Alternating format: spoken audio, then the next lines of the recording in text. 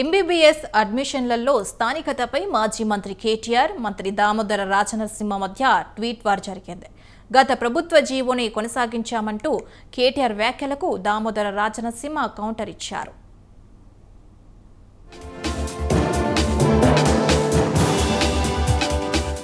వైద్య కళాశాలల్లో ఎంబీబీఎస్ సీట్ల కేటాయింపు విషయంలో ఇటీవల ప్రభుత్వం జారీ చేసిన జీవో 33పై రాష్ట్ర వైద్య ఆరోగ్య శాఖ మంత్రి దామోదర రాజనరసింహ ఎక్స్ వేదికగా స్పష్టత ఇచ్చారు. జీవో 33తో స్థానిక విద్యార్థులు నష్టపోతారంటూ బీఆర్ఎస్ మాజీ మంత్రి కేటీఆర్ ఎక్స్ వేదికగా చేసిన వ్యాఖ్యలకు మంత్రి కౌంటర్ ఇచ్చారు.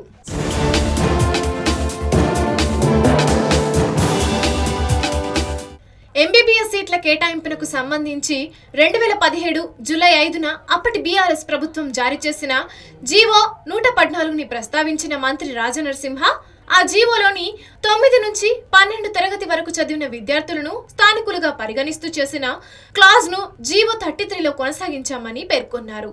అయితే అదే జీవోలోని 6 నుంచి 12 వరకు కనీసం 4 ఏళ్లు విద్యార్థులు చదివిన ప్రాంతానికి స్థానికతను వర్తింపజేయాలన్న నిబంధనను కొనసాగించలేమన్నారు. జీవో 114లోని ఈ నిబంధన ప్రకారం విద్యార్థి 4 ఏళ్లు తెలంగాణలో మిగిలిన 3 సంవత్సరాలు ఏపీలో చదివితే అతన్ని తెలంగాణ స్థానికుడిగా పరిగణించారని గుర్తు చేశారు. అయితే ఏపీ పునర్వ్యవస్థీకరణ యాక్ట్ ప్రకారం 10 ఏళ్లు పూర్తయిన నేపథ్యంలో నిబంధనను కొనసాగించలేమని పేర్కొన్నారు.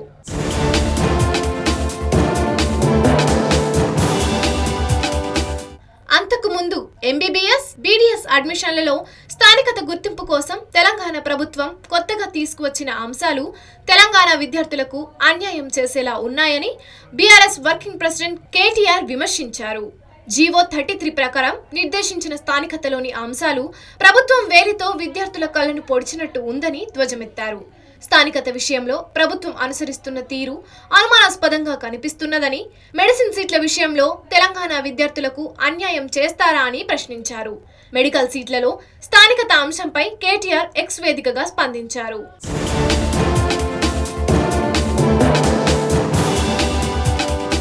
ప్రభుత్వం కొత్తగా తెచ్చిన నిబంధన ప్రకారం 9వ తరగతి నుంచి 12వ తరగతి వరకు తెలంగాణలో చదివే విద్యార్థులే స్థానికులు అవుతారు.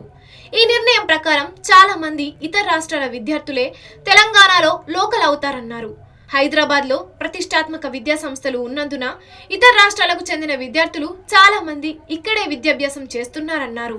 కొత్త రూల్స్ ప్రకారం వారిలో చాలా మంది తెలంగాణలో లోకల్ అవుతారని తెలిపారు.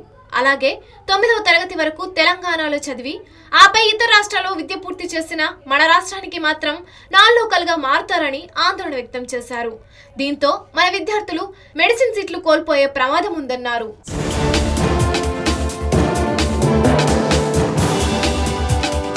2023-24 విద్యా సంవత్సరం వరకు 6వ తరగతి నుంచి 12వ తరగతి వరకు 4 ఏళ్లు గరిష్టంగా ఎక్కడ చదివితే అదే స్థానికతగా గుర్తించాం. దాని కారణంగా మన విద్యార్థులు ఇంటర్మీడియట్ కోసం ఇతర ప్రాంతాలకు వెళ్ళినప్పటికీ వారు లోకల్గానే పరిగణించబడేవారన్నారు.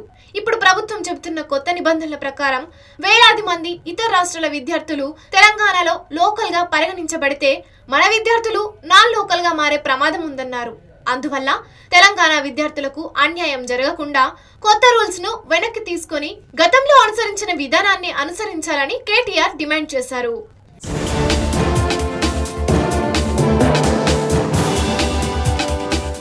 మరోవైపు ఇదే అంశంపై స్పందించిన మాజీ మంత్రి హరీష్ రావు కాంగ్రెస్ ప్రభుత్వానికి ఏ అంశంపై కూడా స్పష్టత లేదన్నారు. మెడికల్ అడ్మిషన్ల విషయంలో నిబంధనలు సరిగా లేవన్నారు. మన పిల్లలే మన దగ్గర స్థానికేతరులుగా మారే అవకాశం ఉందని తెలిపారు. ప్రైవేటు మెడికల్ కాలేజీల్లోని లోకల్ రిజర్వేషన్లలోనూ సవరణలు చేశామన్నారు. తెలంగాణ వచ్చాక ఏర్పాటు చేసిన కొత్త కాలేజీల్లో స్థానికేతరులకు రిజర్వేషన్ అమలు చేయలేదన్నారు. మెడికల్ సీట్లు స్థానికులకే దక్కేలా చూడాలన్నారు. స్టేట్ రీఆర్గనైజేషన్ యాక్ట్లో ఏం చెప్పారు వాళ్ళు?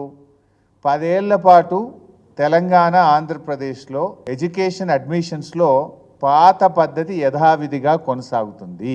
అంటే 15% ఏదైతే ఓపెన్ కోటా ఉందో ఆంధ్రాలో 15%లో తెలంగాణ విద్యార్థులు వెళ్ళొచ్చు, తెలంగాణలోని విద్యాలయాల్లో 15% ఆంధ్ర విద్యార్థులు ఇక్కడ రావచ్చు.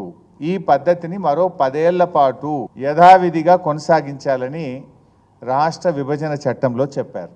అందువల్ల దాన్ని మేము మార్చలేకపోయాం. ఒక్కొక్కరు డాక్టర్ కావాలని జీవితాంతం కలగంటారు. పిల్లలే కాదు, తల్లిదండ్రులు కూడా రాత్రింబవళ్ళు కష్టపడి పిల్లల్ని చదివిస్తారు.